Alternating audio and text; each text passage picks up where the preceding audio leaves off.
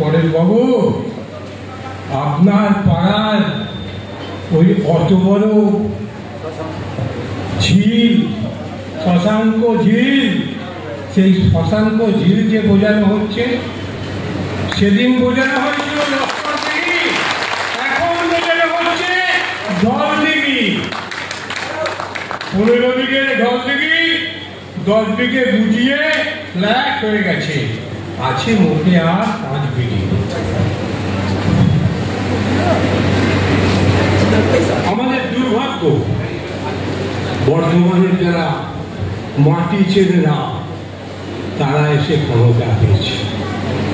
তার ফল কি হয়েছে?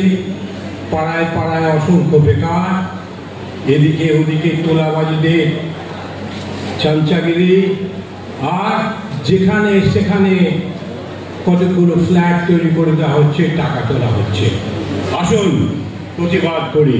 আজকের দিনে তাকিয়ে দেখুন, বর্তমান শহরে টাকা নেই, টাকা নেই, টাকা নেই তা নয়। রাজনৈতিক আন্দোলনের অর্থটা কি? অর্থনৈতিক আন্দোলন। বর্তমান শহরে কতগুলো টোটো চলছে? 20,000 টোটো চলছে। আমাদের কিছু নেতা তাদের কাছ থেকে টাকা নিয়ে ভালো করে পকেট গুছুচ্ছে। কিন্তু 20,000 টোটোর দাম কত? যদি 1 লাখ টাকা করে দাম হয়, প্রায় 200 কোটি টাকা লাগিয়েছে কারা? বেকার যুবকরা। ব্যাংক লোন দেয়নি, সরকার একটা টাকাও দেয়নি। কিন্তু এই টাকাটা দিয়ে আমাদের শহরে যে ব্যবস্থাটা, পরিবহন ব্যবস্থার উন্নতি হয়েছে। কিন্তু আজ যদি বর্ধমানটা কর্পোরেশন হতো, যদি শক্তিগড় থেকে এদিকে কালিক পর্যন্ত শহরটাকে বাড়িয়ে দেওয়া হতো, তাহলে কিন্তু এখান থেকেই অনেক বেকার চাকরি পেত। আমরা কি তা ভেবেছি? আমরা সিপিএমকে চালাবার জন্য যাকে পেয়েছি নিয়ে এসেছি। আমার মনে আছে সুভাষ চক্রবর্তী আর জেতানো যাবে? একবার ভাবুন তো, বর্তমানের 35টা ওয়ার্ডে 28টা ওয়ার্ডে আমরা আজকে নেই। পৌর নির্বাচন কিভাবে হয় জানেন তো? চপাচপ চপাচপ চপাচপ। এটা বাদ দিন। মানুষ কিন্তু এই 28টা ওয়ার্ড থেকে আমাদের সরিয়ে দিয়েছে। তাই আগামী দিনে যদি তৃণমূলকে রক্ষা করতে হয়, যদি তৃণমূলকে এগিয়ে নিয়ে যেতে হয়, বর্তমান ডেভেলপমেন্ট অথরিটি সিপিএম তৈরি করেছিল। কেন তৈরি হয়েছিল? কিসের জন্য তৈরি হয়েছিল? এই শহরের উন্নয়ন কোথায় কোথা আছে? উন্নয়ন বলতে শুধু চারদিকে ড্রেন করে দিলাম তা না। উন্নয়ন মানে বেকার যুবকদের চাকরি।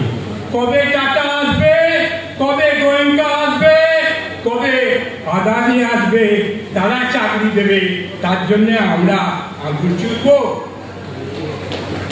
আমাদের বেকার যুবকদের তাদের নিজের পায়ে দাঁড়াবার জন্য পরিকল্পনা কোথায়? সেই পরিকল্পনা কারা করবে? করবে তো রাজনৈতিক দল। আমরা যারা শাসক দল, তা আমাদের দলের এসব আলোচনা আছে না? আলোচনা কি? ওই বাড়িটা হচ্ছে, এক ফার্স্ট ফ্লোর হয়ে যাওয়ার সাথে সাথে কিন্তু আমার টাকাটা যেন পৌঁছে, আমার টাকাটা যেন পৌঁছে যায়।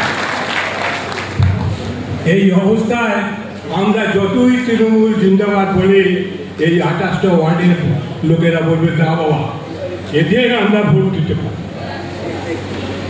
দেবো না, দিচ্ছেও না। বিধানসভাতেও দেয়নি, লোকসভাতেও দেয়নি, আর পৌরসভার রেজাল্টটা না বলাটাই উচিত।